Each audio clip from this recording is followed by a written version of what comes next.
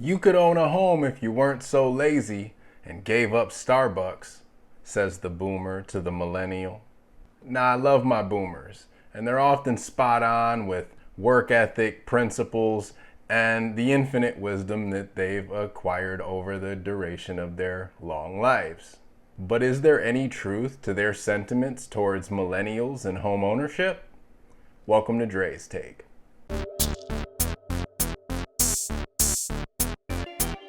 According to a new study from Clever Real Estate, baby boomers believe that millennials could own a home if they just tried harder.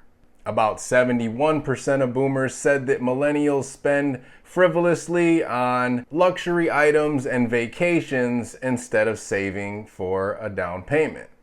And while it's true that we do like our $10 cup from Starbucks and having great experiences with our friends, I'm not so sure that paints the most accurate picture when it comes to the hurdles millennials face in the housing market. For example, in 1980, rent was just 14% of a person's annual income.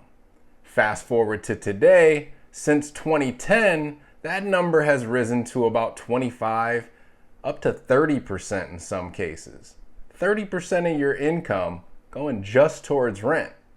The data also shows that 64% of older adults paid less than $100,000 for their first home, while only 11% of this age group made over $75,000 a year at the time of their first purchase.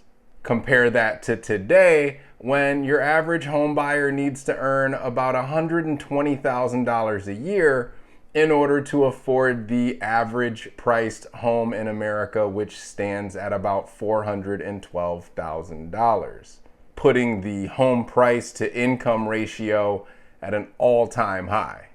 Something tells me saving $1,000 or so a year in Starbucks and foregoing splitting that Airbnb with your friends for a weekend getaway just isn't gonna cut it, especially considering just from 2019 through 2022, home prices rose 43%. 43% in just 3 years, while incomes only rose 7% during that same time frame. The math ain't mathin', y'all. Millennials are spending 40 to 50% of their total income on basic necessities these days, leaving little left over to save for a down payment, let alone meeting the debt-to-income ratio requirements to qualify for a mortgage on the average priced home. Balancing everyday living expenses, predatory student loans, and taxes as far as the eye can see, on wages that haven't kept pace with inflation for decades, might have something to do with the unaffordability. But to quote the famous CeeLo Green, does that make me crazy? Possibly. There are some down payment assistance programs out there to help those that can qualify, and I happen to know a great realtor if you need help. Feel free to give me a call. I'm always happy to do so. In the meantime, that's Dre's Take. Catch y'all next week. Take care, y'all.